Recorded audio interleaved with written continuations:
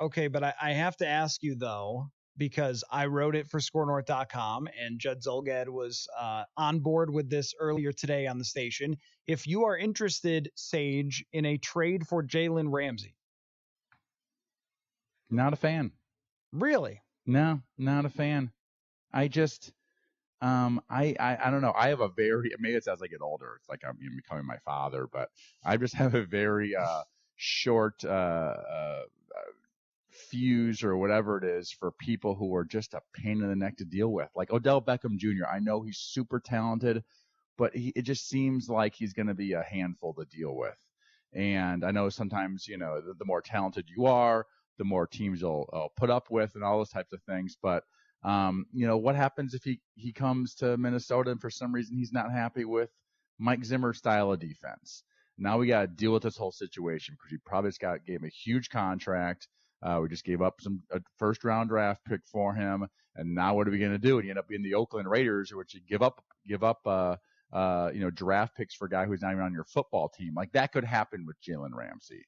I don't want to sign guys who I think, a month into the season, they might be, for whatever reason, just decide they're not going to be unhappy with their role and like try to work a trade or something, or just be unhappy. And it's just not good for business. I don't think it's not good for winning, overall. So I don't have a issue with Ramsey doing that, by the way. I've heard some different people talking about, the NFL is turning into the NBA now, where players are unhappy with where they are. Of course, Jacksonville, a very small, city there, and doesn't have the big market of, the New Yorks and Chicagos and Los Angeleses. So that might be part of the reason. But I think I'm all for it. If players want to work their way out and they want to risk, turning off a fan base and whatever, that's, to me, that's their business. It's like another man's business. I'm not gonna really hate on the way they do it. I would do it differently, play out my contract and then move on if that's what he wants to do. But obviously he wants out of there. That team seems to be falling apart under Doug Marrone down there in Jacksonville. So it seems like a lot of people are unhappy, including their star cornerback. Again, he's extremely talented, but and I like having personalities on the team. That Vikings 2009 team, tons of personalities all over the place, but there wasn't like a negativity around that personality. It was, the Jared Allens and obviously Favre and all of that. It was just very, very different, but it wasn't this negative thing that I feel like could switch in a heartbeat. And just based off of if Jalen Ramsey's not feeling it that day. Well, I guess my thing would be Jalen Ramsey claims, and I tend to believe him the way this played out, that he went behind the scenes and asked for a trade, and then the team leaked it out to national reporters so they could also leak the price, the going price for him. And I think when those two things go along together, you know exactly what's going on there. When it's, well, Jalen Ramsey has asked for a trade and they want a first or two firsts. Like, okay, well, his agent wouldn't have known that. Only the team would know that. So I'm not sure that I see him as the same level of malcontent as some other players have been. I mean, Odell Beckham was problematic in a lot of ways. We know now that Antonio Brown was in even more ways than we fully understood when we were having a similar conversation earlier this offseason. But Jalen Ramsey, I mean, a couple of quotes to Esquire saying that certain guys aren't that great of quarterbacks. I mean, he did say that he liked Kirk Cousins, by the way, so there wouldn't be any bad blood there. But I mean, I looked at this ESPN timeline of things that have gone wrong with Jalen Ramsey, and I couldn't find anything aside from a few quotes here or there, and then this argument with Doug Marrone, which I could tell you he's not the first player. I can confirm that from having been at his previous location. He had a similar fight with Jerry Hughes. Jerry Hughes is still there and good, and Doug Marrone obviously not still there. Probably for a reason. So he has trouble getting along with players, and I know that for a fact. So I guess I wasn't surprised at all to see Ramsey and Doug Marrone getting into it, or to see him wanting out. I mean, when you look at the state of that franchise, they've got your Gardner playing quarterback, a guy who has never played before in the NFL because Nick Foles went down. You have a defense that isn't what it used to be. They haven't come to Ramsey or signed him to the long-term contract yet. So he's talking about wanting to actually win. When they did win, he was one of their key players in 2017. And the other part of this too, Sage, is that Xavier Rhodes on Sunday allowed, according to Pro Football Focus, 7 throws in his direction for 7 completions, and just hasn't looked like the same guy in quite some time. And I think if the Vikings are going to have a number one defense, they have to have someone like Jalen Ramsey. Half of Xavier Rhodes, to me, just is not going to be good enough to have the best defense in the NFL. So, Rhodes has been, I guess, a star on this team, one of the, foundational blocks, along with Harrison Smith and obviously Barr and Kendricks, now Daniil Hunter, Everson Griffin. These guys have been, super solid for a number of years now. We saw a drop off last year with Xavier Rhodes. I think that drop off has continued, and I think it's worse than it was last year. Now, again, we're only 2 games in, but teams are not at all scared to throw the ball his way. They're having success throwing the ball his way, and he's become a liability sometimes in the run game.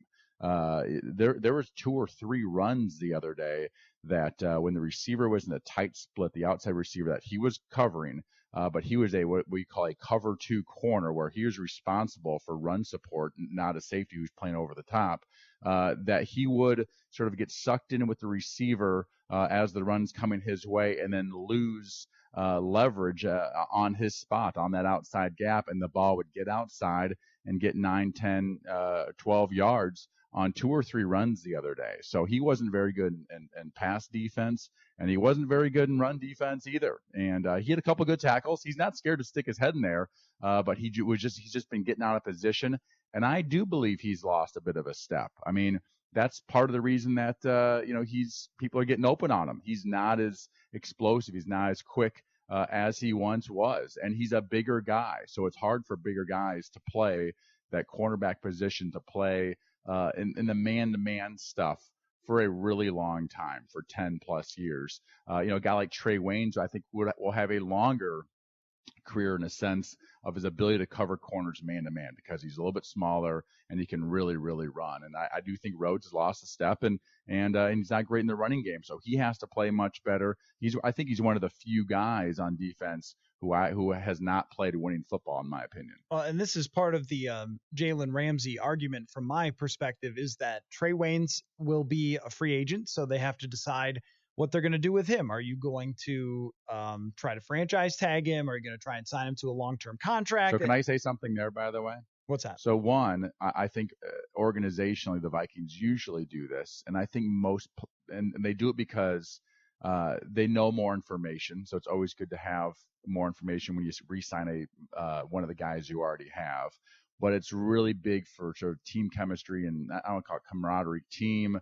Yeah, I guess the team chemistry, the team mindset. When let's just say Trey Waynes, who has played pretty well as a Viking, comes up in free agency and they don't offer him a deal, and he goes somewhere else, and they go out and chase somebody who has a little bit of a history there, give up maybe even a draft pick for him, or they don't, whatever. But he comes and they swap him out, and again, an unknown commodity. Players don't always like that. If Trey Waynes is well liked on the football team and he has played well, I think the team would always prefer to pay the guy they know, rather than overpay somebody that they don't know all those variables, in particular the off the field stuff with Jalen Ramsey. Yeah, and well, as it pertains to that, I think that Ramsey is so much better than Trey Waynes as a corner, that Ramsey has the potential every year to be a top 5, if not the best corner in the NFL. PFF in 2017 had him as the second best corner in the entire league, as opposed to Trey Waynes, who has consistently been average. Last year was a step down, I believe. But I still have I can call this up for you, his numbers when people throw his way. Even if he dipped back a little bit last year on a team that played as a whole not very well, the Jacksonville Jaguars, he was still terrific in shutting down opposing receivers. Last year, a 73 quarterback rating when throwing his way. 2017, it was a 66. I mean, so basically you're turning... Pretty dang good. He's a good corner. Yeah. He's one of the best players in the NFL, I think. Well, the Vikings also have, Mike Hughes, who I believe is coming back possibly at some point soon. Yeah. Yep. So, I mean, you're talking about Xavier Rhodes' first-round draft pick, Trey Waynes' first-round draft pick, Mike Hughes' first-round draft pick. I understand the importance of corner and all those things, but this team has issues somewhere else. So we need some offensive linemen. You look at what the Dallas Cowboys have done with their offensive line. They're like all first and second round draft picks. I mean, they have heavily invested at that position because they believe it makes the running back better, makes the quarterback better. And I do believe in that. I'm a big believer in having I'm not necessarily an expensive or first round draft pick offensive line, but it should be something that is not overlooked from the coach that is there to the players that are added, whether it's free agency or the draft. The offensive line to me is a spot to really spend whatever capital you have, financial, draft picks. It's a very, very important position. I'd rather spend it there than add another first round corner to the mix. Well, there's no question about that the offensive line has been disastrous for this team for a long time. Just to finish out the comparison with Waynes and Jalen Ramsey, career quarterback rating when throwing at Trey Waynes is 88.3, which so Ramsey has never even come close to allowing that much quarterback success. And, that's kind of what Waynes does. So I see it as a significant upgrade this year over Xavier Rhodes, and then possibly in the future over Trey Waynes if they were going to do it. But your point is valid. I mean, if they're going to at any point be a successful offense, they have to improve on the offensive line. But now you look at the line, and the left guard is a top 3-round draft pick. The center is a first-round draft pick. The right tackle is a second-round draft pick. The left tackle is a $50 million player. The right guard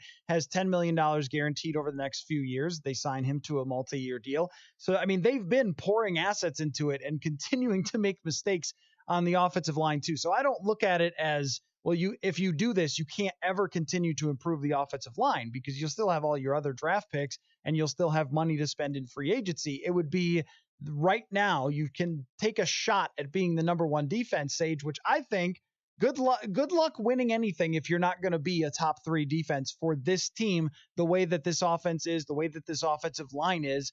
I think that's going to be a really tough task if they can't be one of the best defenses in the NFL. Which leads me to one other thing I like to talk about. And, the Vikings, one thing I think they've done a nice job defensively so far. They are right in the middle of the pack in the NFL, giving up almost 110 yards a game rushing. They're 15th in the league right now, which isn't bad. It's not terrible by any means, but that's an important stat for me.